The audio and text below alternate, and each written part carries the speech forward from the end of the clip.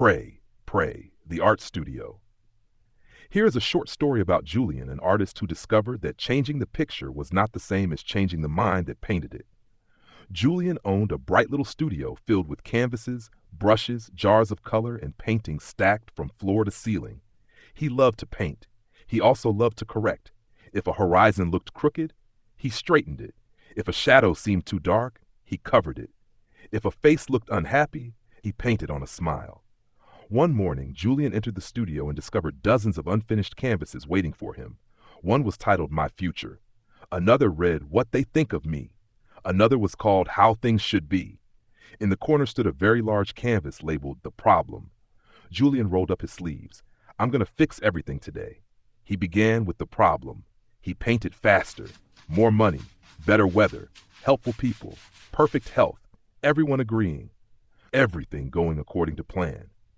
Julian stepped back. For a moment, the painting looked wonderful. Then the colors began dripping. People changed expressions. The sunshine disappeared. The carefully painted road twisted in another direction. What happened? A quiet voice within him said, You are trying to find peace in the picture. Julian frowned. Where else would I find it? Pray. Julian clasped his hands dramatically. Please make this painting behave. The voice replied, That is asking the picture to save you. Julian lowered his hands. Then what is prayer? Willingness to be shown a different way. Julian looked again at the problem. Show me a different way. Immediately he noticed something he had never seen before. Behind the canvas stood a projector. Inside it were little slides labeled Judgment Attack, Specialness, Pride, Blame. The projector had been shining these images onto every canvas in the studio. Julian stared. I thought the pictures were causing my feelings.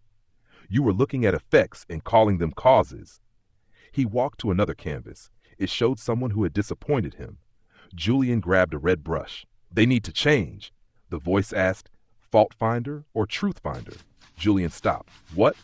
The ego searches the picture for faults. Spirit looks for truth. Julian slowly lowered the brush. The person on the canvas had become covered with labels Julian himself had painted there. Selfish, unfair, difficult, wrong. He whispered, I thought I was seeing them. You were seeing your interpretation. Julian dipped a clean brush into white paint and covered the labels. What should I paint instead? Nothing yet. Julian laughed. Nothing? I'm an artist. Then learn the art of leaving space. He sat down. For several minutes he did nothing. The studio became quiet. No fixing. No explaining. No rearranging. Then Julian noticed another canvas titled Special People. Some figures were painted in gold. Others were faded into the background. These are the people I love most, Julian explained. And the others? Well, not as much. The voice was gentle. Total commitment includes everyone. Julian stared at the canvas. He had called specialness love, yet it divided the painting into important and unimportant figures. He washed the gold paint away. One by one, every figure became equal in light. The studio seemed brighter. Julian moved to a canvas covered with angry splashes. This one is definitely their fault. Look behind the canvas. There was another projector.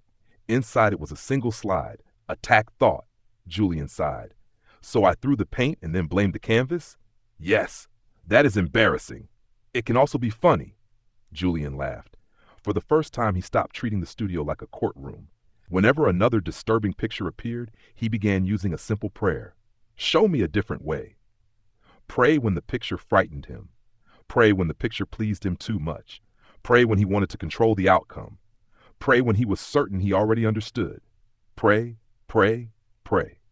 Not to get a better picture, to receive a healed perception. Days passed, and Julian noticed that the quieter he became, the less interested he was in solving every riddle on the canvas. Some questions simply disappeared when he stopped feeding them. Some problems dissolved when their purpose was exposed. Some paintings remained exactly as they were, yet Julian experienced them completely differently. One afternoon, a customer entered and asked, "What does your newest painting mean?" Julian looked at the canvas. It was almost entirely light. I can't really explain it. You painted it, surely you know.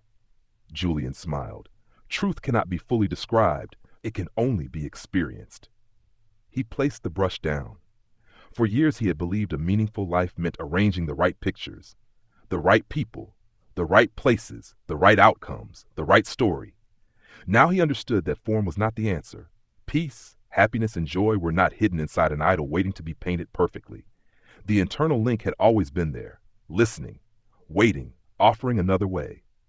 Julian opened the studio doors and sunlight poured across the floor. He no longer wanted a normal life built from familiar pictures. He wanted a natural life guided by the one voice within.